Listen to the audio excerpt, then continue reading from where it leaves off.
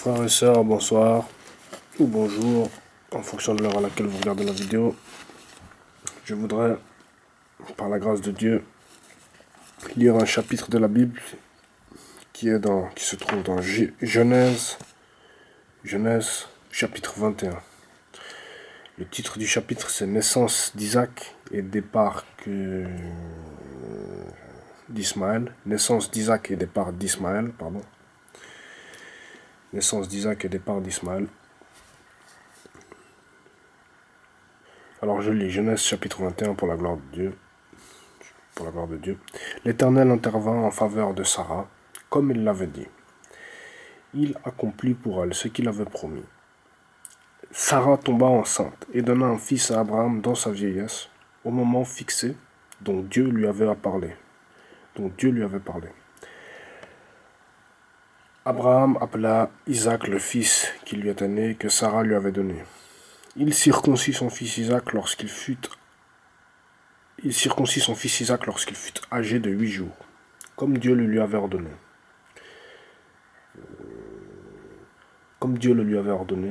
Abraham était âgé de 100 ans à la naissance de son fils Isaac. Sarah dit, Dieu m'a donné un sujet de rire et tous ceux qui l'apprendront riront de moi. Elle ajouta, qui aurait osé dire à Abraham, Sarah allaitera des enfants? Pourtant je lui ai donné un fils dans sa vieillesse. L'enfant grandit et fut sevré. Abraham fit un grand festin le jour où Isaac fut sevré. Sarah vit rire le fils que l'Égyptienne Agar avait donné à Abraham. Alors elle dit à Abraham, chasse cet esclave et son fils, car le fils de cet esclave n'héritera pas avec mon fils, avec Isaac. Cette parole déplut beaucoup à Abraham parce que c'était son fils. Cependant Dieu dit à Abraham, que cela ne te déplaise pas à cause de l'enfant et de ton esclave. Quoi que te dise Sarah, écoute-la, car c'est par Isaac qu'une descendance te sera assurée. Je ferai aussi une nation du fils de l'esclave, car il est ta descendance. Abraham se leva de bon matin, il prit du pain et une outre d'eau qu'il donna à Agar et plaça sur son épaule. Il lui remit aussi l'enfant et la renvoya. Elle s'en alla et se perdit dans le désert de Beersheba. Quand l'eau de l'outre fut épuisée, elle laissa l'enfant sous un des arbrisseaux et alla s'asseoir vis-à-vis, à la distance d'une portée d'arc, car elle se disait, je ne veux pas voir mourir mon enfant. Elle s'assit donc vis-à-vis de lui et se mit à pleurer tout haut. Dieu entendit les cris de l'enfant. L'ange de Dieu appela Agar depuis le ciel et lui dit, qu'as-tu, Agar? N'aie pas peur, car Dieu a entendu les cris de l'enfant là où il se trouve. Lève-toi, relève que l'enfant et tiens-le par la main, car je ferai de lui une grande nation. Dieu lui ouvrit les yeux et elle vit un puits.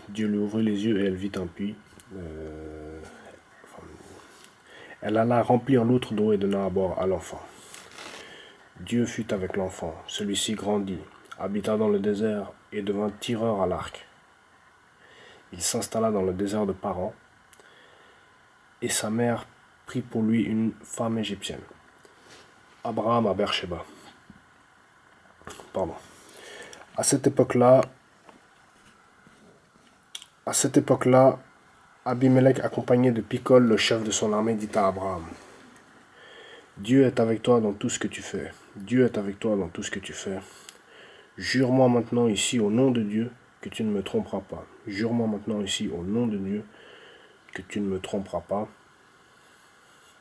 Ni moi, ni mes enfants, ni mes petits-enfants, et que tu feras preuve envers moi et envers le pays où tu séjournes de la même bonté que moi envers toi.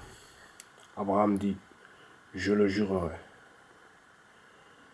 Il fit toutefois des reproches à Abimelech au sujet d'un puits, dont les serviteurs d'Abimelech s'étaient emparés de force. Abimelech répondit, j'ignore qui a fait cela, tu ne m'en avais pas informé, et moi-même, je n'en entends parler aujourd'hui. Abraham prit des brebis et des bœufs qu'il donna à Abimelech, et ils conclurent que tous les deux une alliance. Abraham mit à part 7 Abraham mit à part 7 jeunes brebis. Abimelech dit à Abraham, qu'est-ce que c'est Abimelech dit à Abraham, qu'est-ce que c'est 7 jeunes brebis que tu as mises à part? Excusez-moi. Il répondit, tu accepteras ces 7 brebis de ma part. Il répondit, tu accepteras ces 7 brebis de ma part, afin que cela me serve de témoignage que j'ai creusé ce puits. C'est pourquoi on appelle cet endroit Beer-Sheba. C'est pourquoi on appelle cet endroit Beer-Sheba. Parce que c'est là qu'ils prêtèrent tous les deux serment. Verset 32. Ils conclurent donc une alliance à Beer-Sheba. Puis Abimelech se leva avec Picol, le chef de son armée, et ils retournèrent dans le pays des Philistins. Abraham planta des tamaris à Beer-Sheba.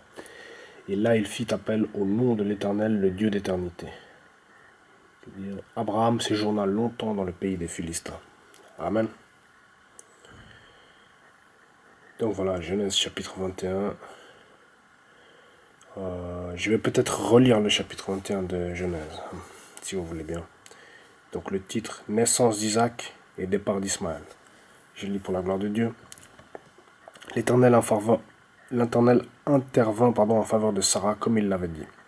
Il accomplit pour elle ce qu'il avait promis. Sarah tomba enceinte et donna un fils à Abraham dans sa vieillesse, au moment fixé dont Dieu lui avait parlé. Abraham appela Isaac le fils qui lui était né, que Sarah lui avait donné. Il circoncit son fils Isaac lorsqu'il fut âgé de 8 jours, comme Dieu le lui avait ordonné. Abraham était âgé de 100 ans à la naissance de son fils Isaac. Sarah dit, Dieu m'a donné un sujet de rire, et tous ceux qui l'apprendront riront de moi. Sarah dit, Dieu m'a donné un sujet de rire, et tous ceux qui l'apprendront riront de moi. Elle ajouta, qui aurait osé dire à Abraham, Sarah allaitera des enfants? Pourtant, je lui ai donné un fils dans sa vieillesse. L'enfant grandit et fut sevré. Abraham fit un grand festin le jour où Isaac fut sevré. Je regarde juste si ça tourne la vidéo. Oui, ça tourne. Ça tourne. Donc, verset 9. Sarah vit rire le fils que l'Égyptienne Agar avait donné à Abraham. Alors elle dit à Abraham, chasse cet esclave et son fils, car le fils de cet esclave n'héritera pas avec mon fils, avec Isaac. Cette parole, déplut beaucoup à Abraham parce que c'était son fils. Cependant Dieu dit à Abraham, que cela ne te déplaise pas à cause de l'enfant et de ton esclave. Quoique te dise Sarah, cependant Dieu dit à Abraham, que cela ne te déplaise pas à cause de l'enfant et de ton esclave. Quoi que te dise Sarah, écoute-la, car c'est par Isaac qu'une descendance te sera assurée. Je serai aussi une nation du fils de l'esclave, car il est ta descendance. Je ferai aussi une nation du fils de l'esclave, car il est ta descendance. Abraham se leva de bon matin, il prit du pain et une outre d'eau, qu'il donna à Agar et plaça sur son épaule. Il lui remit aussi l'enfant, et la renvoya. Elle s'en alla et se perdit dans le désert de Beer-Sheba. Quand l'eau de l'outre fut épuisée, elle laissa l'enfant sous un des arbrisseaux, et alla s'asseoir vis-à-vis à la distance que je vais les respecter. Et elle alla, verset 16, et elle alla s'asseoir vis-à-vis à la distance d'une portée d'arc, car elle se disait, je ne veux pas voir mourir mon enfant. Elle s'assit donc vis-à-vis de lui, et se mit à pleurer tout haut. Dieu entendit les cris de l'enfant. L'ange de Dieu appela Agar depuis le ciel et lui dit, qu'as-tu, Agar? N'aie pas peur, car Dieu a entendu. Dieu entendit les cris de l'enfant. L'ange de Dieu appela Agar depuis le ciel et lui dit, qu'as-tu, Agar? N'aie pas peur, car Dieu a entendu les cris de l'enfant, là où il se trouve. Lève-toi, relève l'enfant, et tiens-le par la main, car je ferai de lui une grande nation. Dieu lui ouvrit les yeux, et elle vit un puits. Verset 19, Dieu lui ouvrit les yeux, et elle vit un puits. Elle alla remplir l'outre d'eau, et donna à boire à l'enfant. Dieu fut avec l'enfant. Celui-ci grandit, habita dans le désert, et devint tireur à l'arc. Il s'installa dans le désert de Paran, et sa mère prit pour lui une femme égyptienne. À cette époque-là, Abraham à Beer-Sheba. À cette époque-là, Abimelech, accompagné de Picol, le chef de son armée, dit à Abraham, Dieu est avec toi dans tout ce que tu fais. Jure-moi maintenant ici, au nom de Dieu, que tu ne me tromperas pas, ni moi, ni mes enfants, ni mes petits-enfants, et que tu feras preuve envers moi et envers le pays où tu séjournes de la même bonté que moi envers toi. Jure-moi maintenant ici au nom de Dieu que tu ne me tromperas pas, ni moi, ni mes enfants, ni mes petits-enfants, et que tu feras preuve envers moi et envers le pays où tu séjournes de la même bonté que moi envers toi. Abraham dit, je le jurerai. Il fit toutefois des reproches à Abimelech au sujet d'un puits dont les serviteurs d'Abimelech s'étaient emparés de force. Abimelech répondit, j'ignore qui a fait cela. Tu ne m'en avais pas informé, et moi-même je n'en entends parler qu'aujourd'hui. Abraham prit des brebis et des bœufs qu'il donna à Abimelech, et ils conclurent tous les deux une alliance. Abraham mit à part 7 jeunes brebis. Abimelech dit à Abraham, qu'est-ce que c'est 7 jeunes brebis que tu as mis à part? Il répondit, tu accepteras ces 7 brebis de ma part, afin que cela me serve de témoignage que j'ai creusé ce puits. C'est pourquoi on appelle cet endroit Beer-Sheba, parce que c'est là qu'ils prêtèrent tous les deux serment. Ils conclurent donc une alliance à Beer-Sheba. Puis Abimelech se leva avec Picol, le chef de son armée, et ils retournèrent dans le pays des Philistins. Abraham planta des tamaris à Beer-Sheba, et là il fit appel au nom de l'Éternel, le Dieu d'éternité. Abraham séjourna longtemps dans le pays des Philistins. Amen. Donc ça c'était Genèse chapitre 21, comme je vous ai dit. Lisons un verset qui se trouve dans Ésaïe chapitre 45, au verset 22. Je lis pour la gloire de Dieu. Ésaïe chapitre 45, verset 22. C'est Dieu qui parle. Je lis pour sa gloire. Tournez-vous vers moi et soyez sauvés, vous tous qui êtes aux extrémités de la terre. En effet, c'est moi qui suis Dieu et il n'y en a pas d'autre. Je relis Ésaïe chapitre 45, par la grâce de Dieu. Tournez-vous vers moi et soyez sauvés, vous tous qui êtes aux extrémités de la terre. En effet, c'est moi qui suis Dieu et il n'y en a pas d'autre. Amen. Prenons encore Psaume 23, pour la gloire de Dieu. Je lis tout le psaume. Vous êtes prêts? Psaume 23. Prenez vos Bibles. L'Éternel est mon berger, je ne manquerai de rien. Il me fait prendre du repos dans des pâturages bien verts. Il me dirige près d'une eau paisible. Il me redonne des forces. Il me conduit dans les sentiers de la justice à cause de son nom. Il me redonne des forces. Il me conduit dans les sentiers de la justice à cause de son nom. Même quand je marche dans la sombre vallée de la mort, je ne redoute aucun mal, car tu es avec moi. Ta conduite et ton appui, voilà ce qui me réconforte. Tu dresses une table devant moi, en face de mes adversaires. Tu verses de l'huile sur ma tête et tu fais déborder ma coupe. Oui, le bonheur et la grâce m'accompagneront tous les jours de ma vie, et je reviendrai dans la maison de l'Éternel jusqu'à la fin de mes jours. Amen. Prenons encore un verset dans Actes des Apôtres.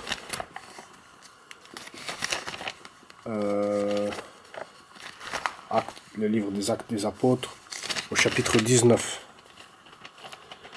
Nous allons prendre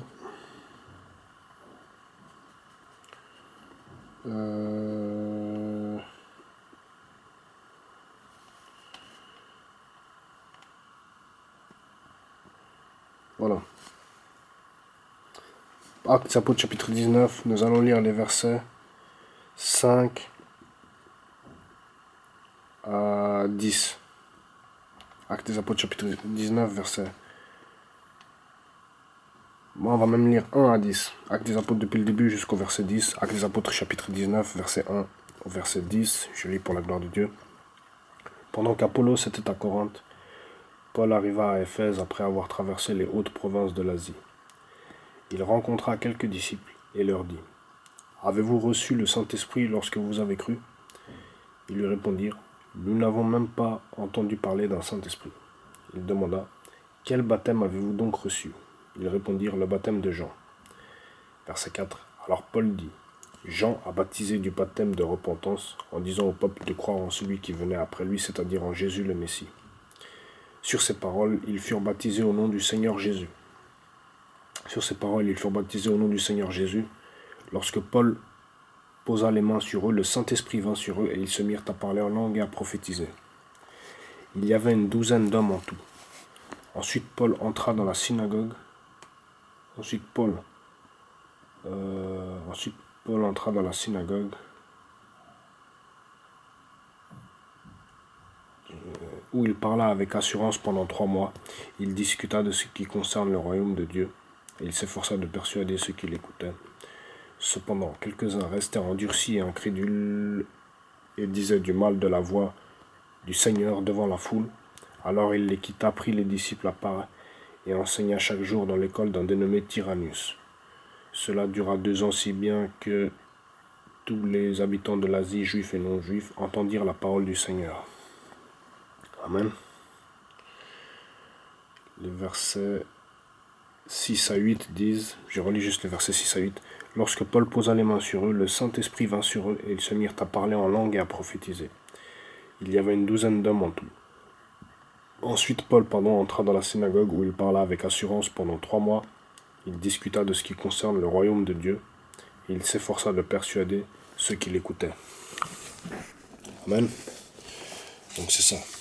L'Éternel est mon berger, je ne manquerai de rien. Il me fait reposer dans de verts pâturages. Il me dirige près des eaux paisibles.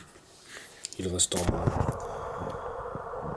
Que Dieu nous bénisse, que Dieu nous donne la force de lire sa parole, que Dieu nous donne la force de prier, que Dieu nous donne la force de lui obéir.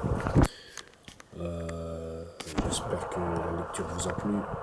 Je nous encourage à lire, je nous encourage à lire la Bible. Et à la prochaine. Ciao.